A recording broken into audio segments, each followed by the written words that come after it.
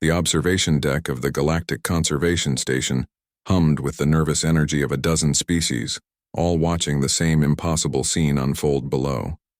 Mira stood alone in the enclosure, surrounded by 6 Vraken cubs, apex predators from the death world of Krath 7, each no larger than a Terran wolf pup, but already equipped with retractable claws that could shred reinforced steel.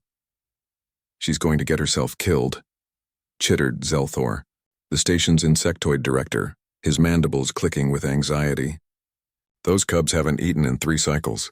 They're desperate," the other observers murmured agreement. Everyone knew the iron law of Vraken biology: fresh kill only. Their digestive systems, evolved in Krath 7's brutal ecosystem, rejected anything that wasn't recently alive. Preserved food, synthesized protein, even flash-frozen meat, all of it came back up within minutes, often violently. The Galactic Wildlife Federation had lost 2 handlers trying to feed adult Vrakens during transport. These cubs, orphaned when their mother died in a territorial dispute, were destined for the same fate if they couldn't adapt. Mira knelt in the red sand, her movements slow and deliberate. The cubs circled her, golden eyes fixed on this strange, soft-skinned alien, their spines, venomous quills that would be lethal in adulthood, rattled with infant frustration. The smallest one, whom Mira had named Rock for the gravelly purr he made when content, edged closer than the others. "Easy, little one," Mira whispered, though she knew he couldn't understand Standard. "I know you're hungry." From her pack she pulled out something that made the entire observation deck erupt in confusion. A metal can, primitive, cylindrical, with faded earth lettering that read, "Premium Beef Stew." "Is she insane?" hissed Cathara, the reptilian medical officer. "That's processed Terran food. It's been dead for, what, weeks, months?" 17 months, supplied the station's AI. "Manufactured on Earth, transported through 3 jump gates. 0 chance of success." Mira popped the can open with a manual opener, another archaic Earth tool that fascinated the aliens. The rich smell of cooked meat, vegetables, and gravy wafted across the enclosure. The cubs' nostrils flared. Their pupils dilated, but they didn't move. Vraken instinct was ancient and absolute. Fresh kill smelled like blood and fear and the electricity of a dying nervous system. This smelled wrong, cooked, dead too long. Dangerous. Rock growled, a sound that started deep in his chest. The other cubs backed away, but he held his ground, torn between starvation and instinct. Mira scooped a portion of the stew onto a flat rock and pushed it toward him. "Come on, buddy," she said softly. "Trust me."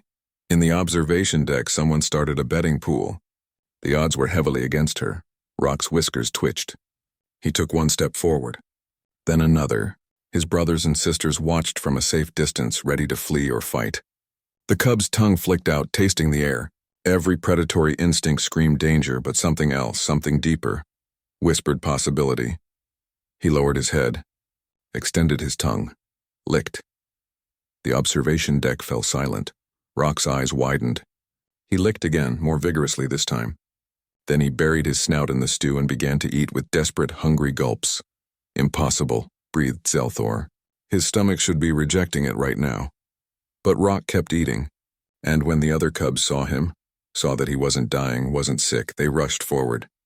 Mira quickly distributed more portions, opening a second can as the cubs devoured the first. Their spines settled flat against their backs. Their growls turned to those gravelly purrs. Cathara's scanner was going wild. "Director, you need to see this." Their digestive enzymes. They're adapting. In real time. I've never seen metabolic flexibility like this.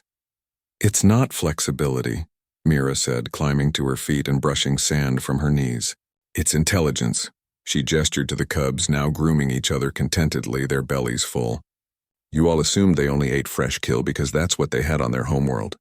But Vrakens are problem solvers. Rock didn't reject the food because it was processed. He almost rejected it because it was unfamiliar. Once he made the choice to try something new, his biology followed. But the adult handlers," Zelthor began. "Were probably trying to force-feed them," Mira interrupted. "Or using synthesized protein, which has no nutritional complexity. This stew? It's real meat, real vegetables, real fat. Cooked, yes, but Earth predators have been eating cooked food for millennia. Our wolves, our cats, they prefer it once they taste it. more digestible, more efficient. She opened a third can, this one with a manual flourish. Humans learned a long time ago that survival isn't about sticking to what you know. It's about adapting, trying new things, taking risks. Rock trotted over to her.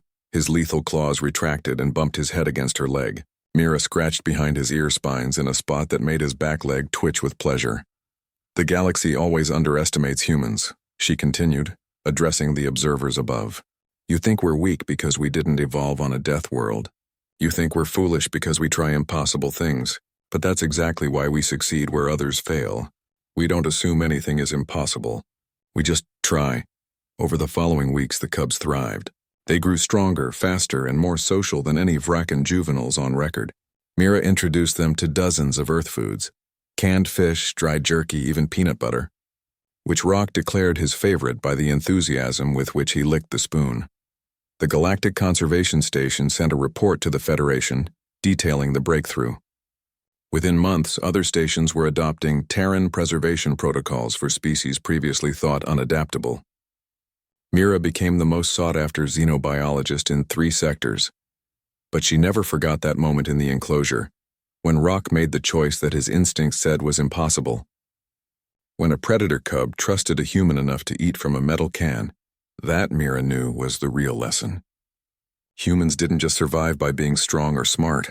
They survived by building bridges, even to creatures with venomous spines and retractable claws. By offering something as simple as a can of stew, and the patience to let someone else take the first bite.